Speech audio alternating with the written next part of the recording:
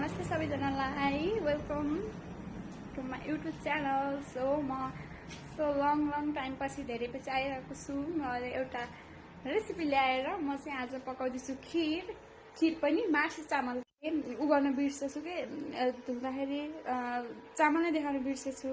अब यहाँ हालिसकेँ, यहाँ देख्न सक्नुहुन्छ मार्सी चामल मैले हाल्न बिर्सेछु कि अघि देखाउँदाखेरि दुधमा चामल छ एकछिन भिजाएको अनि हालेको 2 लिटर दुधमा थोरै 2-3 लिटर चामल राखेको 2 मुठा बिस्तारै खिर पाकिरहेको छ। उता आलुको सिटी लगाइरहेको छ किनकि यसै लो हिटमा पकाउनु पर्छ किनकि राम्रोसँग पाक्छ होइन। बिस्तारै पकाउनु पर्छ। यहाँ चाहिँ आलुको सिटी लाग्दैछ। काँक्रा कच्चा बनाउनुको लागि काँक्रा काट्दैछु। खिरमा हाल्नुको लागि ड्राई फ्रुटहरू पनि काटिसक्यो। चाहिँ बदाम छ, यहाँ चाहिँ किसमिस रहेको छ भने यहाँ चाहिँ रहेको छ काजु। खिर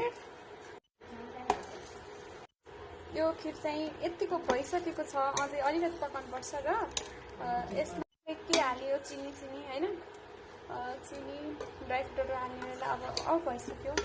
अब चाहिँ म हाल्न लागेको छु, गाइजहरू हुन लागिसक्यो। यस्तो यतिको भएपछि यहाँ रहेको छ चिनी चाहिँ सबै हालेँ है। गाइजहरू सबै एकचोटि हामीसँग चाहिँ नरिवल चाहिँ भएन, नरिवल पसलमै रहन्छ है, किन गएको लिन गएको।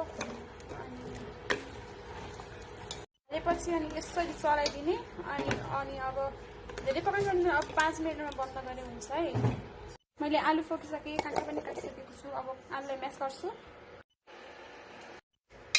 मैले चाहिँ म्यास गरिकन सकेको छु। अब म चाहिँ यहाँ हाल्दैछु पान अनि अलिकति तिल पनि हालेर दुईवटा मिक्स गऱ्यो भने चाहिँ धेरै टेस्ट आउँछ। यसरी हाल्ने र यसरी मिक्स गर्छु अनि म धनिया राखेर चाहन्छु। म चाहिँ नुन हालेँ, स्वादअनुसार नुन हालेँ। नुन सुरुमा हालेर म चलाइदिन्छु। मैले यहाँ यति नै हालेँ। यहाँ आलु के अरे मेथी कति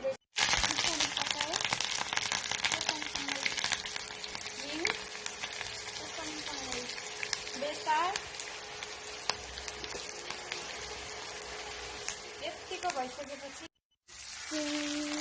जान्दिने म चाहिँ अब काकती आउँछु।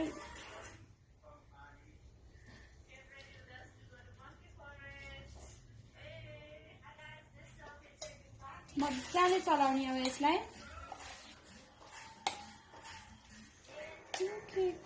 अचार पनि रेडी भइसक्यो। अब यही हो, म यति आउँछ, म यति नै गर्छु। हजुरहरूले कस्तो आउँछ अनि सिकाउन लाग्यो मलाई। यस्तै हो मैले बनाउने। खिर पनि भइसक्यो गाइजहरू। जबसम्म बन्नुको खिर यतिको भइसकेको छ। अब खानुपर्छ। जाडो महिनालाई गर्मी महिना लागिसक्यो तर जाडो भइरहेछ। आज पानीहरू परेर पुरा पोल्युसन भइरहेको छ नि त यहाँ काठमाडौँमा त। आज घाम लागेर पानी परेर अलिक उज्यालो टाइपको भएको, त्यही पनि बादलले कि फेरि पोल्युसनहरूले गर्दा अँध्यारो भइरहेको छ है।